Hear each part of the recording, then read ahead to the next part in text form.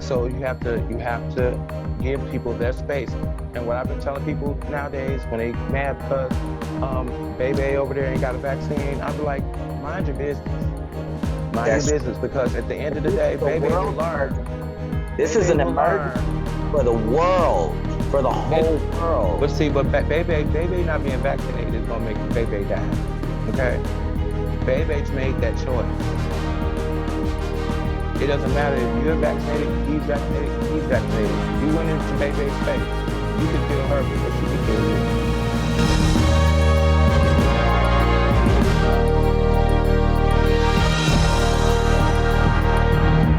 Thanks so much for joining us. You're watching LGBT, Healthcare and Me, a presentation sponsored by Minnesota Department of Health. I'm Todd Michael Barnes. Well, queer and trans community, meet Omicron. Just what is this COVID-19 variant named after the 15th letter of the Greek alphabet? What is Omicron? Should we be worried? How is it spread? What are symptoms? Are vaccines effective and safe? And why are booster shots important? During this episode, Patty Laidlaw comes bearing gifts from Minnesota Department of Health. Gifts from the latest information on Omicron.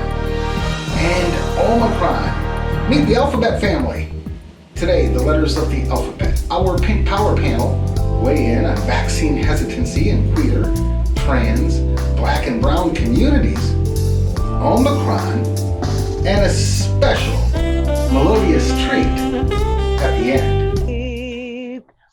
In heavenly peace. Tonight's episode is dedicated to any queer or trans person during this holiday season who may be feeling alone. All this in the spirit of Hanukkah, with excitement and gratitude of Christmas cheer. This is a special holiday edition and Omicron education of LGBT, Healthcare and Me. But first, LGBTQ health-related headlines begin right now.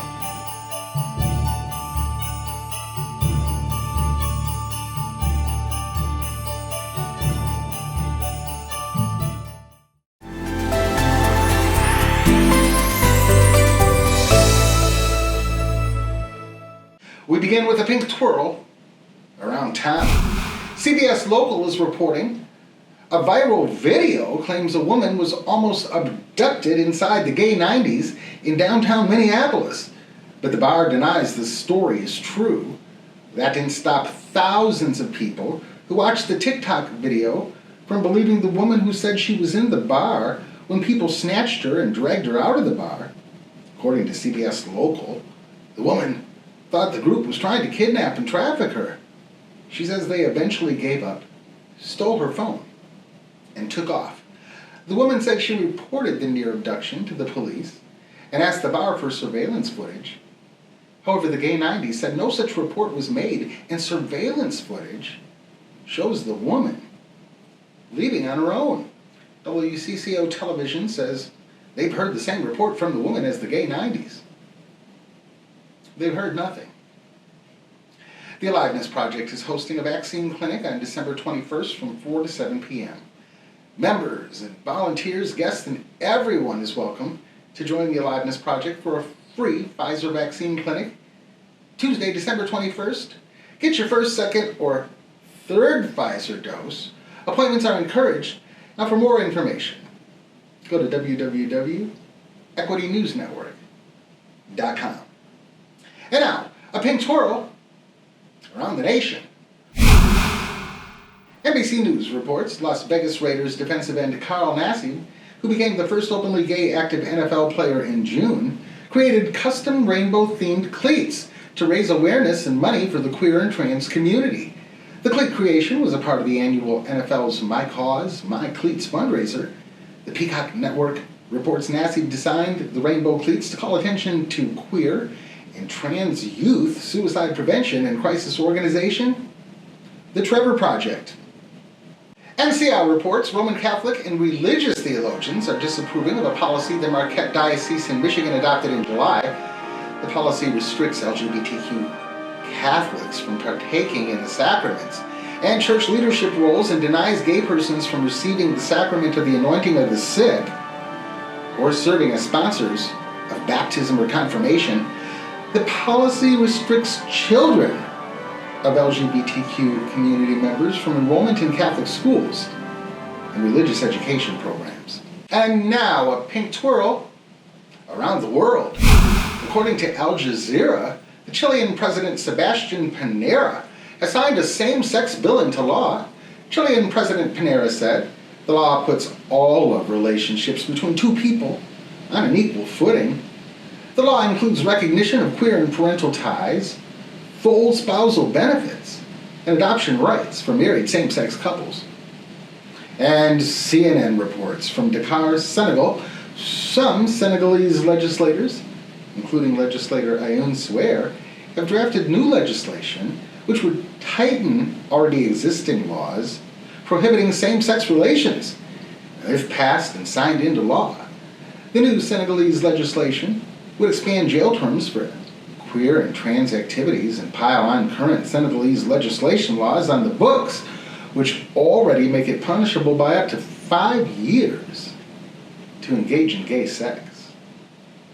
Well, with Minnesota passing the 10,000 person death toll last week from people dying from COVID-19 and the new Omicron virus rearing its ugly head, we thought it would be a good time to check in with Maddie Laidlaw, LGBTQ community liaison and vaccine ambassador lead at the Minnesota Department of Health, to give us one of the most important gifts of all, the gift of information. What is Omicron? Should we be worried? How is it spread? What are symptoms? Right now, Maddie Laidlaw with a gift from the Minnesota Department of Health, the gift of information.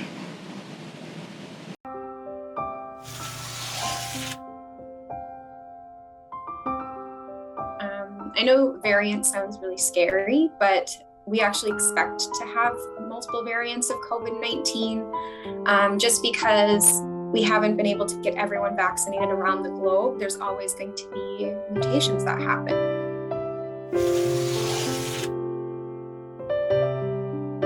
We don't know if it spreads more easily than Delta.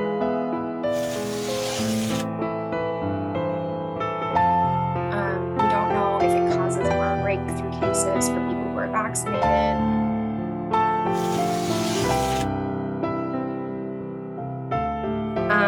We also don't know if it's going to cause worse symptoms or more deaths.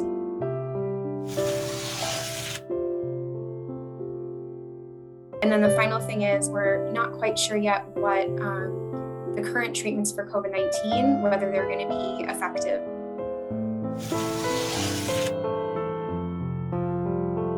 A lot of questions still, just because it is a newer one that's only been out for like 2 weeks now.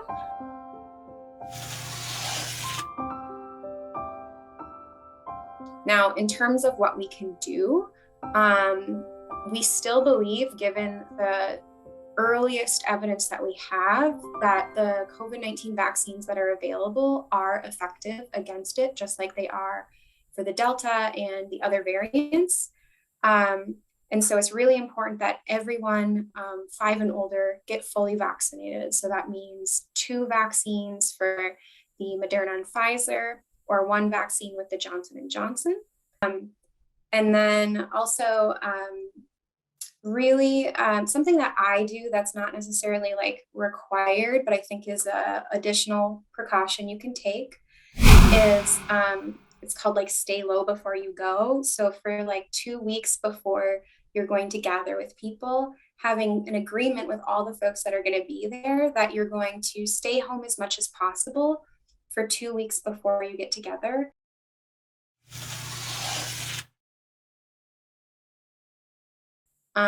For people who've already done that, it's really important that they get their booster when it's time for them. So for people who've gotten the Pfizer or Moderna, gotten both of them, you want to wait 6 months and then get your booster. So if it's been 6 or more months, definitely get your booster now. If you've gotten the Johnson & Johnson, you want to wait 2 months since you got that first shot. And if it's been more than that, definitely go get your booster now.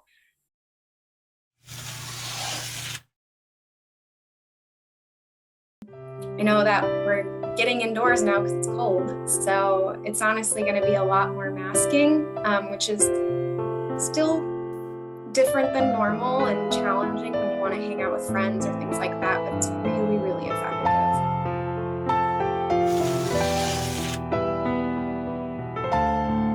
Also, still recommend being really diligent about washing your hands for the 20 seconds, especially if you've been out of the house and you come back. But that's mainly it. It's all stuff that we already know that we're expecting with the data we've gotten with other variants will be effective with this one as well.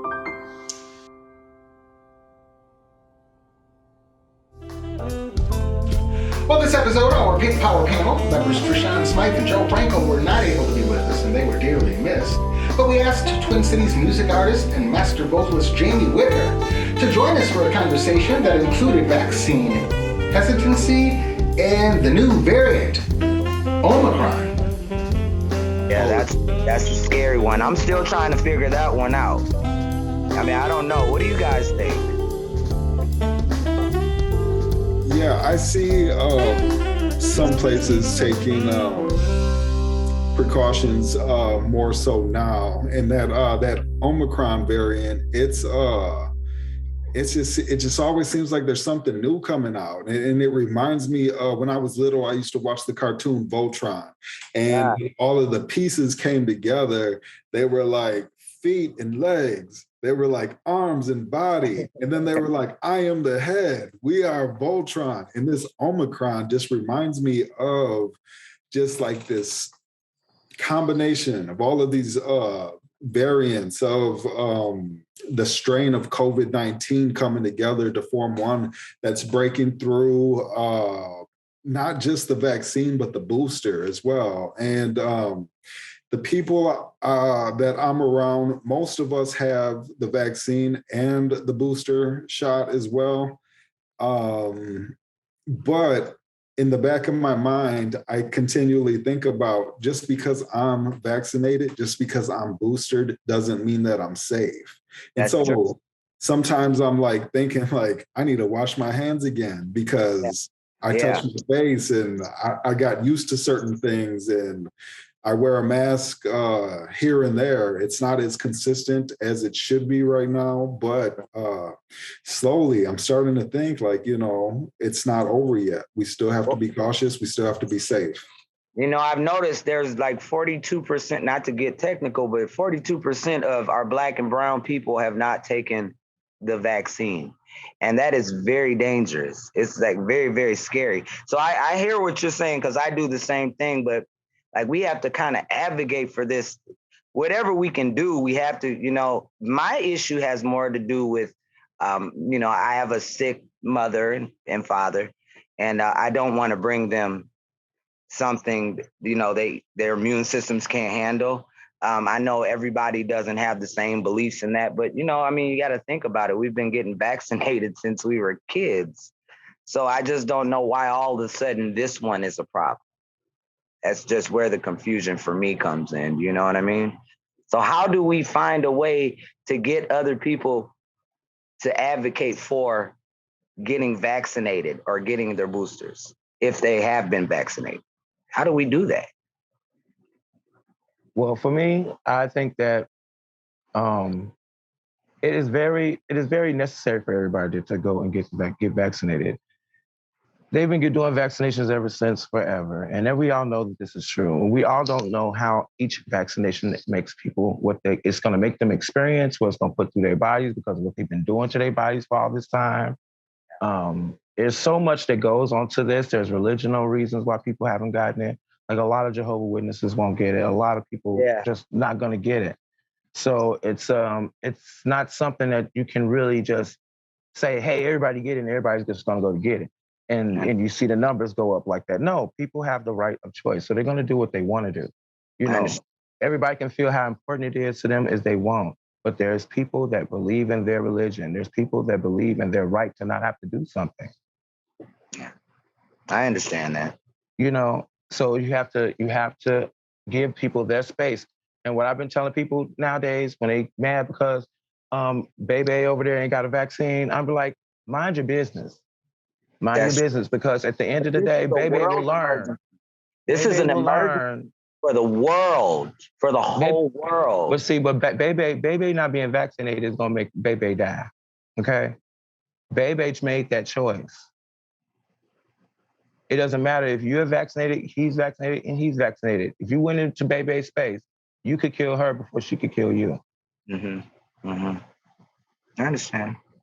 So it's more of we have to think in a higher spectrum of people having, like I sit and I think about, like, not like I'm God, but I try to sit and think about when I read the Bible and I read different things. God gave us the right to mind our business. I understood. And the thing is what we have, if we're trying to get somebody to do something because you think it's for their good, if they feel like doing it, great. If they don't, let them be, because now you are in a space of judgment. Now you're playing God, and that is a bad space to be in. So the thing is if you know that they're not vaccinated and you don't want to feel like it is, this is why I think it's getting to the space where a lot of people get mandates so they can see if you've been vaccinated, see if you can be around other people that are. That makes sense to me to a degree. I think that makes sense, especially in the medical field. I think that they all should be protecting themselves so that they can continue to help others. If they get sick and die, then we lost another doctor, So for me, it's like it's so many different spaces where, as I said, it makes sense. Everybody should be getting vaccinated. I think that it's sad that we're probably going to be getting a shot every 3 months, Yeah. But I think that it's still, like, for me, as a person, the way I've grown up, dealing with religion, of being a Jehovah's Witness, being Nazareth, being Christian, I was always told what the hell I was going to be doing, and how I was supposed to live and how I was supposed to be. I've lost many things from that because I chose to live the life that I want to live. But now they can all kiss my grits, Yeah. One thing that I don't like about the statistics that where Black, Indigenous, and people of color aren't vaccinated is that those communities really battle mistrust from the medical institutions. Exactly. And distrust from the systems at large.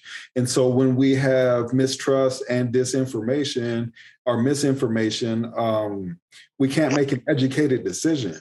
And so that is one thing that really bothers me about that equation. We do have the right to choose whatever it is we see fit, but with the playing field has to be level for us to make educated decisions, whether we choose to get it or whether we choose to not get it. And so that's one thing that I truly believe that we need help on. We need help on addressing people through their trauma, through their misinformation, and through their distrust. And if we get some heads together to start thinking about that, this could look a lot different, especially for the communities that are affected disproportionately by the vaccine rates. I totally agree with you with that. One thing I was going to say is that for me, what changed it for me, that made me start paying attention, is what stopped my distrust. I used to have a lot of distrust in it. I didn't want to take no meds for my diagnosis or anything. I was like, I ain't trusting nothing they talking about. I don't care what they talking about. HIV ain't real. This ain't, I don't know. What are you talking about? So I didn't do nothing. Well, you know what made me do something and start paying attention to it is when I had my heart surgery. Once I got my heart surgery and had to feel the pain of waking up with that shit down my throat, with the stuff down my throat, and when the stuff connected to my body, it made me realize, okay, stuff is real. Stuff is real, and I need to be making sure I get this and take care of that because it's important. Because I want to live. I want to be able to continue my DJing career, and things that I'm trying to do within my life and, the different businesses, my nonprofit. I want to be here to be able to experience it and not just be like, that's the dead guy that started it. Yay for him. Now, everybody else is living great and doing whatever they want to do. I want to be here to be able to experience that, enjoy that, because I helped build it. I understand.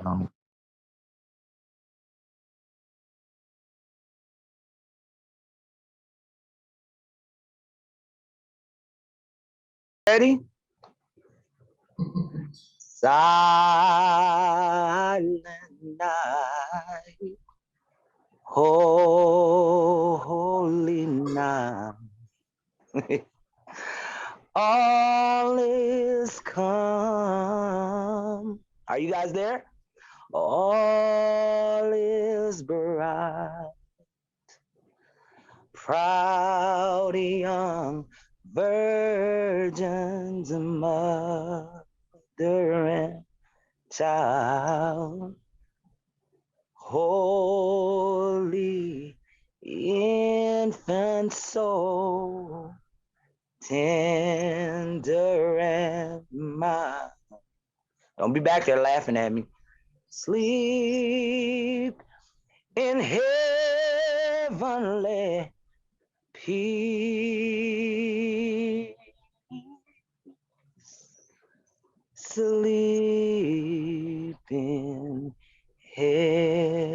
heavenly peace. That boy sounded good. Get it, Jamie, and don't stop until you get enough. Okay, my favorite. Well, thank you to Maddie Laidlaw and our Pink Power panel. Remember, if you or a loved one still needs to get the COVID-19 vaccine, visit the Vaccine Connector at the website listed below. Today we talked about vaccine hesitation, and we received an Omicron education. But what we really talked about, just the same as every episode, what we really discussed were the issues of respect and unconditional love. Well, that concludes this episode of LGBT Healthcare and Me. Thank you to the Minnesota Department of Health. Remember, LGBTQIA persons and our allies, especially during this holiday season, you are not alone. You can find us 24/7 at our brand newly designed website, www.equitynewsnetwork.com. And in St. Paul, you can find us on Comcast channels 14, 15, 16, and 19. Find us on our YouTube channel, Todd Barnes Reporting. And don't forget to smash that like button.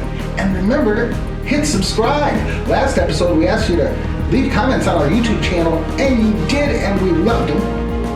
Leave some more. Happy holidays, alphabet people and our allies. Until our next episode, and until we meet again, it's my hope we dish up some respect and lean in toward love. For all of us at ENN, Todd Barnes, reporting.